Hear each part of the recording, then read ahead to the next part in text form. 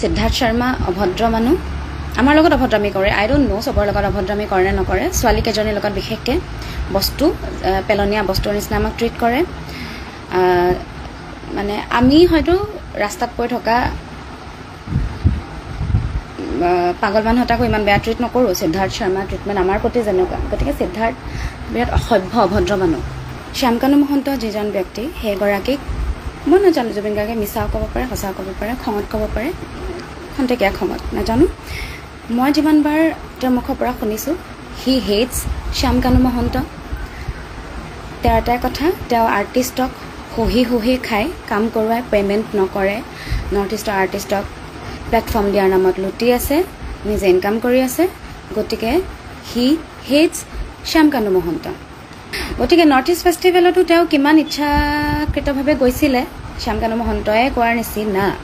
সেইটো মই নাজানো ক'বলৈ আৰু যিহেতু শ্যামকানু মহন্ত কৈছে মই দেখিছোঁ সেইটো সত্য নে AI video' I don't know কৈছে যে জুবিন নিজে আহিছিলে আমি তাক হোটেলহে বুক কৰি দিছোঁ সেনেকুৱা হোৱাহেঁতেন জুবিন গাৰ্গে ইনষ্টাগ্ৰামত দুদিন আগত 17 ছেপ্টেম্বৰত নহয় 16 নে 15ত দিছিল পোষ্টটো যে I am coming to Singapore for North East Festival বুলি পোষ্ট নিদিলে হয় যদি তেওঁ অনলি ফুৰিব গ'ল হয় গতিকে কাক বা তেওঁতো মূৰ্খ বনাইছে only he knows okay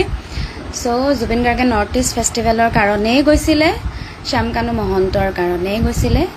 that's very clear মোৰ চকুত আৰু শ্যামকানু মহন্ত এতিয়া কথা সলাই লাভ নাই আৰু তো গ'ল তেওঁৰ কাৰণে গ'ল আৰু শ্যামকানু মহন্ত প্লাছ জুবিন গাৰ্গ মেনেজমেণ্টৰ আটাইতকৈ ডাঙৰ বিফলতা জুবিন গাৰ্গ মেনেজমেণ্ট আগৰ পৰাই বিফল মেনেজমেণ্টৰ ক্ষেত্ৰত মই নিজে শ্ব' কৰিছোঁ 3 বছৰ মই জানো সিদ্ধাৰ্থ শৰ্মা অভদ্ৰ মানুহ আমাৰ লগত অভদ্ৰামি কৰে আই ডোন্ট নো সবৰ লগত অভদ্ৰামি কৰে নে নকৰে ছোৱালী কেজনীৰ লগত বিশেষকৈ বস্তু পেলনীয়া বস্তুৰ নিচিনা আমাক ট্ৰিট কৰে মানে আমি হয়তো ৰাস্তাত পৰি থকা পাগল মানুহ এটাকো ইমান বেয়া ট্ৰিট নকৰোঁ সিদ্ধাৰ্থ শৰ্মা ট্ৰিটমেণ্ট আমাৰ প্ৰতি যেনেকুৱা গতিকে সিদ্ধাৰ্থ বিৰাট অসভ্য অভদ্ৰ মানুহ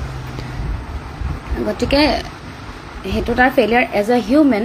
আৰু এজ এ মেনেজমেণ্ট তাৰ ফেইলিয়াৰ বিকজ হি ক্লিয়াৰলি কয় মই অকল জুবিন গাৰ্গক চিনি পাওঁ তহঁতে আছ আই ডোণ্ট কেয়াৰ নিজৰটো নিজে চাবি জুবিন গাৰ্গ বেণ্ডত এটলিষ্ট আমাক জুবিন গাৰ্গে মেনেজ কৰিছিলে সিদ্ধাৰ্থ শৰ্মাৰ তাত কোনো ভূমিকা নাছিলে আৰু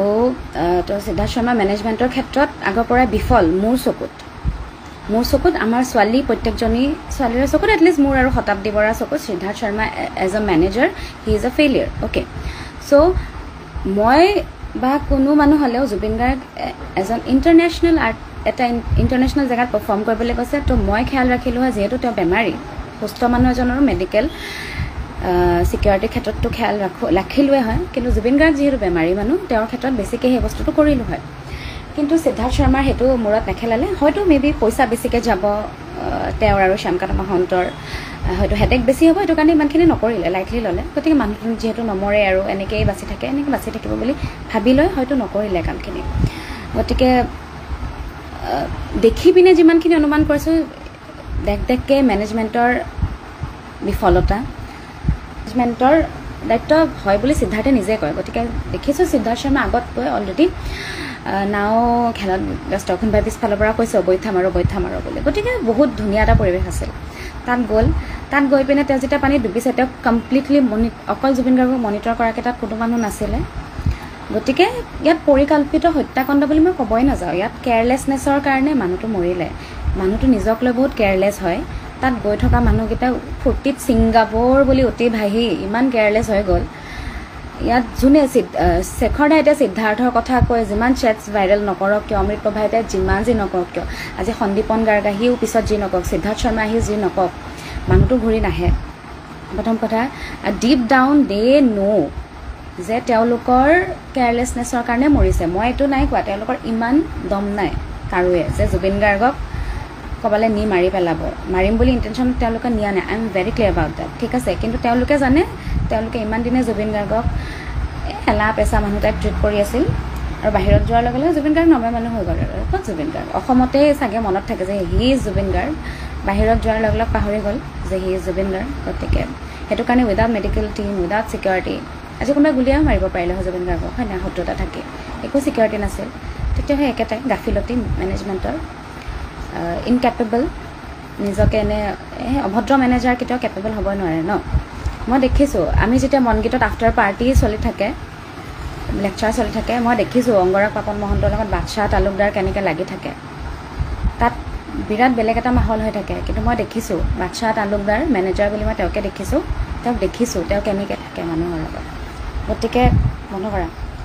গতিকে ইয়াততো সিদ্ধাৰ্থ শৰ্মাক দেখিলোঁ মেনেজাৰৰ নামত, মেনেজমেণ্টৰ নামত কি কৰিছে। গতিকে সেইটোৱে মোৰ ক'বলগীয়া এইটোৱে যে আই এম 200% চিয়'ৰ যে তেওঁলোকে মাৰোঁ বুলি মাৰা নাই, কোনেও সেইটো সাহস নকৰে, আৰু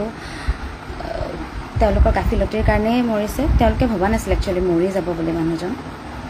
আৰু যিহেতু জুবিন গাৰ্গে সিদ্ধাৰ্থ আৰু শেখৰক সাঁতোৰা শিকাইছে, গতিকে তেওঁলোকেও ভাবিছিল যে জুবিন দাইটো পাৰে, সাঁতুৰিব পাৰিব। কিন্তু পাহৰি গ'ল যে মানুহজনৰ বেমাৰ, সেই 2020 মানৰ পৰাই আই গেছ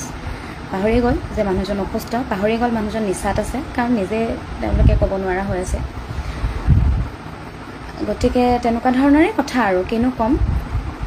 গতিকে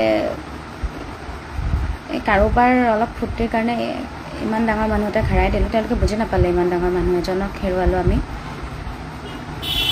আৰু গোটেইবোৰ বিৰাট পজিটিভ জুবিন গাৰ্গক লৈ অসমত